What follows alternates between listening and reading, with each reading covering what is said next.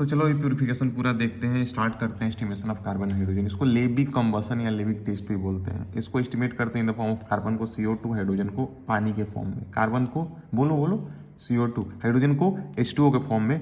अब मान लेते हैं H2O के अंदर 2 हाइड्रोजन है, 18 ग्राम पानी में 2 ग्राम हाइड्रोजन था, तो 1 ग्राम पानी में 2 भी 18 होगा। और मास इसका दिया हुआ कुछ पानी का क्वेश्चन देखोगे तो मास ऑफ वाटर m है, उसके अंदर कितना होगा तो 2/18 इंटू एम। 1 ग्राम में इतना है तो m ग्राम में कितना होगा इंटू, तो अब परसेंटेज हाइड्रोजन बोलेंगे तो 1 ग्राम में इतना हाइड्रोजन था, m ग्राम में इतना हाइड्रोजन, तो कितना ये टोटल ये हो गया ना, कितना इतना हाइड्रोजन और total weight of organic compound दिया होगा इंटू 100% हाइड्रोजन आ जाएगा। इसको हम चाहे तो 18 मास ऑफ हाइड्रोजन ऊपर और W नीचे, मतलब ऐसे भी लिख सकते थे इस फ्रैक्शन के फॉर्म में भी, कोई आगे समझ में आ जाएगा। देखते हैं अपन परसेंटेज कार्बन जो होता है CO2 का मोलिकुलर वेट 44 होता है और कार्बन का 12 होता है। तो गिवन वेट वही टोटल वेट करेंगे, सॉरी गिवन वेट नहीं, मतलब 1 ग्राम CO2 में कितना होगा 1 ग्राम CO2 में कितना होगा कार्बन, तो 12/44 कर लेंगे। और m ग्राम है तो m ग्राम में कितना कार्बन हुआ भाई, टोटल वेट करके हाँ इंटू 100, ऐसे ही हो। तो बहुत सिंपल है यार ये पूरा का पूरा। Estimation of phosphorus, sulphur and halogen अगर करेंगे तो इन तीनों के लिए अपन कैरियस मेथड यूज करते हैं। कैरियस मेथड के अंदर देखोगे एस्टिमेशन ऑफ फास्फोरस 2 तरीके से हम करते हैं, M2P2O7 और यहाँ पे हम बनाते हैं अमोनियम फॉस्फोमोलिब्डेट, ठीक है ना। और इसको तुमने याद भी करना था कि 3 चौका 12 यहाँ पे आता है और 3 से स्टार्ट किया 3 पे एंड कर देते हैं, तो ये तुम मालूम है, आगे तुम देखोगे तो ये चीज़ और अच्छे से चमकेगा।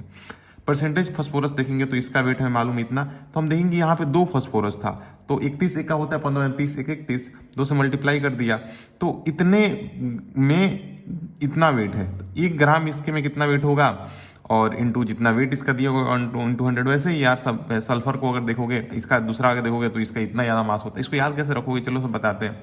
ये सब तो हाइड्रोजन और इसका सब तो मालूम ही होता है, इसके अंदर कैसे याद रखोगे, 31 इंटू 2 किया, 2 2 2 रिपीट कर लेते हैं इधर। और बेरियम सल्फेट के अंदर देखोगे तो बेरियम सल्फेट के अंदर देखोगे तो सल्फर जो होता है इस फॉर्म में एक्सट्रैक्ट होता है, ठीक है ना, बेरियम सल्फेट के फॉर्म में। तो इसका वेट होता है 233, तो 32 233 ऐसे करके। तो परसेंटेज सल्फर क्वेश्चन करते करते यार याद हो जाता है, कोई खास बात नहीं है। तो परसेंटेज सल्फर जो होता है हमारे पास यहाँ पे 32/233 हो जाएगा। 1 ग्राम में कितना, 1 ग्राम बेरियम सल्फेट में कितना, 1 ग्राम बेरियम सल्फेट में इतना सल्फर होगा तो m ग्राम में इतना टोटल सल्फर आ गया। और भाई वेट जो ऑर्गेनिक कंपाउंड का होगा तो परसेंटेज सल्फर यहाँ से आ जाएगा। और ये तो हमने देख ही लिया। ऐसे ही हेलोजन के लिए अगर देखेंगे तो हेलोजन के अंदर 3 हेलोजन होंगे, AgCl, AgBr, AgI। और इसका जो होगा Ag का वेट जो होता है 108 होता है हेलोजन का, इसमें जोड़ देंगे। जैसे क्लोरीन का 35.5 है तो इसमें 35.5 जोड़ दो। ब्रोमीन के लिए 108 में और 80 जोड़ दोगे 188 हो जाएगा।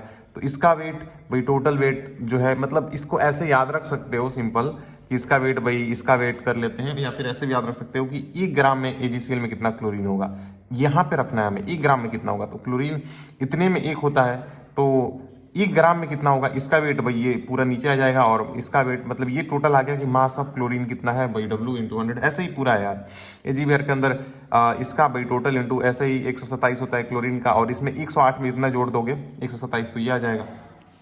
एस्टिमेशन ऑफ नाइट्रोजन के लिए 2 मेथड यूज करते हैं अपन, एक ड्यूमास मेथड होता है, एक जेल्दास मेथड होता है। ड्यूमास दो से याद रखोगे, नाइट्रोजन N2 के फॉर्म में मिलता है। जेल्दास मेथड जो होता है उसके अंदर अमोनिया के फॉर्म में हम एक्सट्रैक्ट करते हैं, ठीक है, अमोनिया के फॉर्म में हमें वो मिल रहा होता है। ड्यूमास मेथड के अंदर होता क्या एक्चुअली में, हमारे पास ये एक फॉर्मूला होता है, गैस के फॉर्म में मिलता है, ठीक है, यहाँ पे, और गैस के फॉर्म में मिलता है तो एक्चुअली में यहाँ पे गैस वाला फॉर्मूला हम लगा सकते हैं, गैस लॉ एक्चुअली में लगा सकते हैं। और गैस लॉ जो होता है हमारे पास P1 - P0। यहाँ पे ये एक्वस टेंशन होता है, जो कि पानी भी यहाँ पे प्रोडक्ट में देखोगे मिल रहा होता है, तो एक्वस टेंशन लगाता है। अरे भाई इतना मतलब ही नहीं है, ये फॉर्मूला रखो, आंसर पाओ, काम खत्म। तो क्या होता है ये P1 प्रेशर, ये किसी भी टेम्परेचर पे, ये स्टैंडर्ड टेम्परेचर प्रेशर पे दिया हुआ है। तो P1 pressure at any temperature, P0 aqueous tension होता है। ये सब क्वेश्चन में सारा डिटेल दे देता है भाई तुमको। क्वेश्चन 2-4 देखोगे कुछ कंफ्यूजन नहीं बचेगा, क्वेश्चन देखोगे 2-4 कुछ कंफ्यूजन नहीं बचेगा, सारा डिटेल दे देता है तुमको। तो यहाँ पे किसी टेम्परेचर दिया होगा, वहाँ पे टेम्परेचर यहाँ पे ऑफकोर्स केल्विन के अंदर लेंगे। यहाँ पे V2 हमें यहाँ पे निकालना था, तो ये हो गया। P2 क्या है हमारे पास, प्रेशर एट STP। V2 क्या है हमारे पास, वॉल्यूम STP। और V1 था वॉल्यूम ऑफ नाइट्रोजन, ये volume of nitrogen at any temperature and volume of nitrogen STP। और टेम्परेचर यहाँ पे ले लेते हैं, ये 273 हमेशा होगा, ये स्टैंडर्ड टेम्परेचर प्रेशर वाला। यहाँ से V2 निकाल के यहाँ से इसको ऐसे भी देख सकते हो या इसको याद भी कर सकते हो, डायरेक्टली याद कर लो। मोल ऑफ नाइट्रोजन जो होगा हो जाएगा वॉल्यूम भाई इतना, ml के अंदर है तो ml के अंदर कन्वर्ट कर देंगे ऑफकोर्स, ये तो हमको मालूम ही है, ये तो कोई खास बात नहीं है। तो यहाँ पे जो हम चीज़ करते हैं ना, यहाँ पे अगर देखोगे तो वही यहाँ से निकालेंगे मतलब मास बाई मोलर मास, तो मोलर मास उधर चल जाएगा, मोलर मास 28 होता है तो V2 बाई वही रह जाएगा, ये ml के अंदर था, तो यहाँ से हमें दिख जाता है, ये चीज़ चमक भी रहा है हमें। और परसेंटेज यूनिट निकालना चाहते हैं mass of nitrogen by total weight into 100 कर लो। जल्दास मेथड के अंदर खट्टा फार्मूला रख आंसर पाओ, ये फार्मूला 1.4 पॉइंट दिख रहा है, यानी 100 इसके अंदर कट गया था, ऊपर आया हुआ है पॉइंट, और मतलब नीचे 1000 था तो ग्राम, चूंकि यहाँ पे ml में हम लेते हैं ना, ml में वॉल्यूम लेते हैं, तो ये 1.4 डायरेक्टली परसेंटेज नाइट्रोजन मिलेगा, 1.4 into nitrogen into volume, nitrogen sorry nitrogen नहीं, I am sorry, normality into volume होता है। नॉर्मलिटी जो लेते हैं यहाँ पे, नॉर्मलिटी जो लेते हैं वो H2SO4, वॉल्यूम जो लेते हैं H2SO4 का लेते हैं। एक्चुअली में देखो, कोई भी ऑर्गेनिक कंपाउंड अगर H2SO4 से रिएक्ट कर रहा है, अगर कोई भी कंपाउंड H2SO4 से रिएक्ट कर रहा है, इसको गांठ मान लो, समझो चीज को, कि कोई भी कंपाउंड अगर H2SO4 से रिएक्ट करके हमारे पास अमोनियम सल्फेट बना दे रहा है, इसका सिंपल सा एक ही मतलब निकलता है कि वो जल्दास मेथड से रिएक्शन करेगा। चूंकि ऐसे आगे देखो उसके लिए एटलीस्ट कौन सा यूज करते हैं, SO4 जेई के अंदर डायरेक्ट पूछा हुआ है, यहाँ पे देखो जल्दास मेथड कौन कौन एप्लीकेबल नहीं होते हैं, जो NH2SO4 यानी हमारे पास अमोनियम सल्फेट नहीं बना पाते हैं, कौन कौन से होते हैं, ये जो कंपाउंड्स तो होते ही हैं, और नाइट्रोसो एजॉक्सी कंपाउंड होते हैं, नाइट्रोजन रिंग वाले ये पायरिडीन होता है, और इसमें बेंजीन का रिंग चटका दो पायरिडीन में, और बेंजीन के रिंग में पायरिडीन चटका दो तो क्वालिलीन बन जाता है, क्यूनोलिन बन जाता है, क्यूनोलिन बन जाता है, क्यूनोलिन बन जाता है। डायरेक्ट याद है, मालूम है, बहुत सिंपल सी चीज़ है यार, किसको नहीं मालूम होता ये। इसी को आगे NaOH से ट्रीट कराते हैं तो यहाँ पे हमारे पास अमोनिया बनता है, और यही अमोनिया जो होता है H2SO4, जितना मोल इसका यूज करते हैं उतना ही मोल इसको, और इसी को आगे सॉल्व करके एक्सट्रैक्ट करते, मतलब डेराइव करके ये निकाल लेते हैं। तो ये सब देख लिया हमने। आगे हम बात करते हैं, देखो ये रिएक्शन पहले देख के तुमको लगता था कितना ये है वो है, भाई कितना ज़्यादा सिंपल अब तेरे को समझ में आएगा। देख, इसके अंदर हम बेसिकली एलिमेंट्स का डिटेक्शन करना चाहते हैं। पहले हमने प्रीलिमिनरी फिर कन्फर्मेटरी टेस्ट लगाएंगे, और इसके अंदर एक चीज़ मैं बता रहा हूँ, कुछ रिएक्शन देखोगे जो जैसा का हम सॉल्ट एनालिसिस के अंदर भी पढ़ते हैं, दो ही बस पढ़ना है, एक हमारे पास कार्बन हाइड्रोजन का पढ़ना है, और एक हमारे पास लहसुन टेस्ट पढ़ना है पूरा। दैट्स इट, कुछ खास नहीं है भाई, कुछ खास नहीं है। तो हाइड्रोजन और कार्बन का जो करते हैं, इसके अंदर क्या करते हैं, कार्बन जो ऑर्गेनिक कंपाउंड के अंदर मान लेते हैं, अगर कार्बन है उसके अंदर, ठीक है ना, मान लेते हैं हमारे पास जो ऑर्गेनिक कंपाउंड है उसके अंदर अगर कार्बन है, तो उसको CuO ऑक्साइड के साथ हमारे पास क्यूप्रिक ऑक्साइड के साथ हीट करेंगे, क्यूप्रिक ऑक्साइड के साथ हीट करेंगे तो ऑक्सीडाइज जाएगा CO2 के अंदर, और ये जो होगा पानी जो होगा वो H2O बन जाएगा, ऑक्सीडाइज जाएगा इसमें।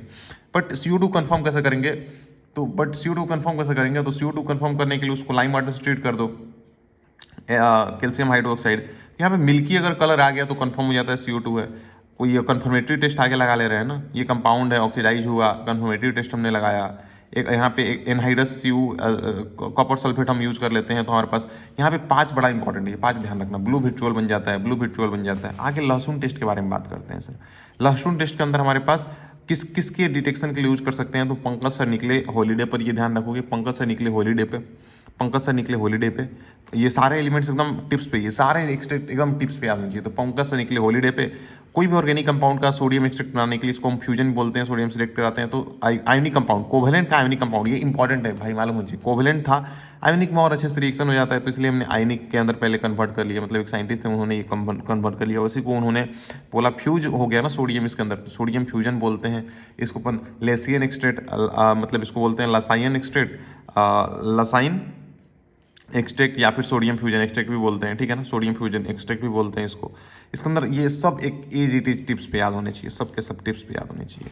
इसके अंदर और अच्छे से मैं याद कर लाऊंगा, बट ये सब देख लेना। यहाँ पे एक जो होता है, यहाँ पे ऑक्सीडाइजिंग एजेंट यूज करते हैं फॉस्फोरस साथ, एक के साथ कुछ स्पेशल नॉर्मल, स्पेशल नॉर्मल, यहाँ पे कार्बन होना ही चाहिए अगर हम करना चाहते हैं नाइट्रोजन। पंकज से निकले हॉलीडे पे, तो अगर देखो इसके अंदर हम एक्चुअली में पढ़ते क्या है, यहीं पे सारा चीज़ बाद में तुमको रिवीजन में करा दूंगा कि इन दोनों अगर दोनों साथ में प्रेजेंट है, तो यहाँ पे हमने केस देख लिया, FeCl2 डालते हैं और ब्लड रेड कलर मिल जाता है। सर अगर हम इस पे पहुंचे हुए हैं तो इन दोनों को हटाना पड़ेगा हमें ना, नाइट्रोजन सल्फर, इन दोनों को हटाने के लिए कॉन्सेंट्रेट H2SO4 यूज कर लेते हैं, कोई खास बात। और ये अकेला सिंपल अकेला है, यहाँ पे केंद्रीय बर्ड अकेली घूम रही है, केंद्रीय बर्ड है, ठीक है ना, ऐसे याद रख लोगे।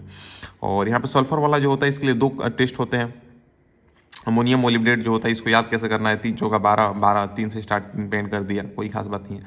ये होता है, इसके अंदर कार्बन यूज करते हैं, PYQ आया हुआ है, ओनली पॉसिबल ओनली जब कार्बन भी साथ में प्रेजेंट होगा, जो कि इस एक्सट्रैक्ट के अंदर कार्बन आ रहा है, अगर इसको हम मतलब अगर टेस्ट करना चाहते हैं लसीन टेस्ट के थ्रू हाइड्रोजन को, तो इसको डिटेक्ट नहीं कर सकते हैं अपन, इसको डिटेक्ट नहीं कर सकते हैं अपन, इसको डिटेक्ट नहीं कर सकते हैं अपन। समझ में भी आता है, समझ में भी आता है। यहाँ पे अमोनियम मोलिब्डेट जो है वो अमोनियम फॉस्फोमोलिब्डेट, और इसका कलर कैंथी बर्ड पे रखा गया, कैनरी येलो होता है। सल्फर के लिए दो टेस्ट ही हमको लेड स्टेट वाला मालूम है, ब्लैक कलर का आता है, और ये तो हमें मालूम होना ही चाहिए। सो ये भी हमने देखा हुआ है, सोडियम नाइट्रोक्लोराइड टेस्ट होता है इनके अंदर। देखो 2 2 4 यहाँ पे बना, और कैसे इसको याद रखोगे। और यहाँ पे ये जो हमने था, ये तो हमने और ब्राउन रिंग टेस्ट से याद किया था, फॉर्मूला कैसे याद होता है। और यहाँ पे नो को नोज बना दिया कि वायलेट कलर का मिलता है। तो सल्फर के अंदर एक ब्लैक एक वायलेट कलर का आता है। पहले हमने कैनरी ग्रास देखा था, कैनरी किसके लिए देखो थे, फॉस्फोरस के लिए देखे थे, सल्फर के लिए हमारे पास वायलेट, और नाइट्रोजन के लिए हमारे पास पर्सियन ब्लू आता है, पर्सियन ब्लू आता है। NaCN को Fe2SO4 से रिएक्ट कराते हैं, तो यहाँ +2 होता है। और फेरोसाइनेट जिसको अपन बोलते हैं, फेरोफेरिसाइनाइड, इसके अंदर +3 बाहर होता है, अंदर +2 होता है। फेरोसाइनाइड +3 बाहर +2 अंदर होता है।